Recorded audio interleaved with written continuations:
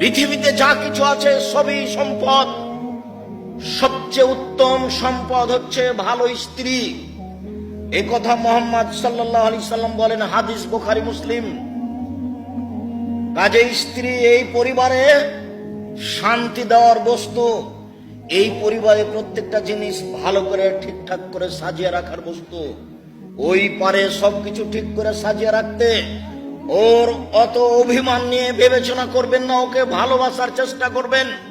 মহান আল্লাহ বলেন, আমিন আয়াতিহান খালাকালাকুম মিন আজওয়াজিকুম লিতাসকুনু ইলাইহা।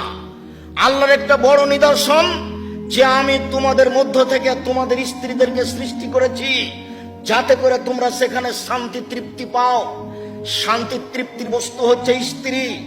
মারলে শান্তি তৃপ্তি থাকে না, গালি দিলে শান্তি তৃপ্তি থাকে না, ঝগড়াঝাঁটি করলে শান্তি তৃপ্তি থাকে না। ধৈর্যের পরিচয় দিয়ে চলতে হয়। আপনাকে একটা দৃষ্টান্ত দেখায় আমি। আল্লাহ রাসূল এক স্ত্রীর কাছে ছিলেন, আয়েশার কাছেই ছিলেন। অন্য এক স্ত্রী একটু তরকারি দিয়ে পাঠাচ্ছে বাটিতে করে। তো বাটিতে দেওয়াটা আয়েশা রাদিয়াল্লাহু তাআলা সহ্য করেননি। ওই কাজের মেয়ের হাতে বাড়ি দিয়ে বাটিতে ফেলে ভেঙে দিয়েছে, তরকারিও পড়ে গেছে। তা আল্লাহ রাসূল আয়েশাকে মুখ দিয়ে কিছু বললেন এটা বোঝা গেল না। আয়েশা বাটিটাকে তিনি উঠিয়ে জোড়া লাগালেন, জোড়া লাগিয়ে বাটি রেখে দিলেন।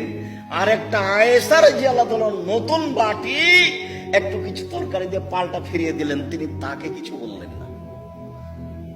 আপনি তো হলেন এই তো দাঁত ভেঙে দেবেন, মুখখান্ডা বন্ধ রাখবেন, স্ত্রীর সাথে খারাপ আচরণ করিয়েন না, সংসার সুন্দর হবে।